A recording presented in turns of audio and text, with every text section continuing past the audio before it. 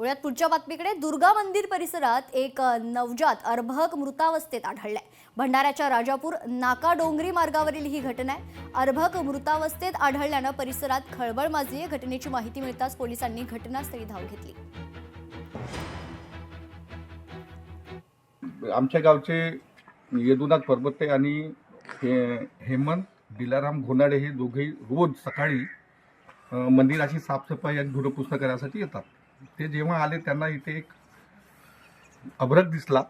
त्यांनी मला फोन केला म्हणून मी इथे आलो आणि पाहिलं तर तिथे एक मीरा भाईंदरमध्ये भारतीय जनता पक्ष आणि शिवसेनेची युती अखेर तुटली आहे। प्रभाग क्रमांक 12 मधून भारतीय जनता पक्षाच्या 4 उमेदवारांनी अर्ज भरले। शंकर झा, पवन पाटील यांनी आपला उमेदवारी अर्ज भरलाय, तर निशा नार्वेकर आणि सुनीता मोरे यांनी देखील खरं तर आपला उमेदवारी अर्ज भरल्याची माहिती।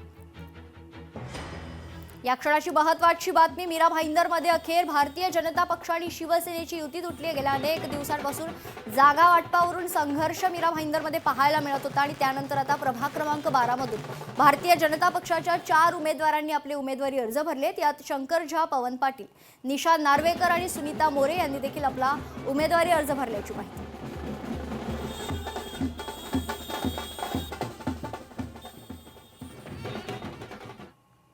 तर मीरा भाईंदरमध्ये अर्ज भरण्यासाठी भारतीय जनता पक्षाचे उमेदवार दाखल झालेत। भाजपचे माजी महापौर, उपमहापौर अर्ज भरण्यासाठी दाखल झाल्याची माहिती।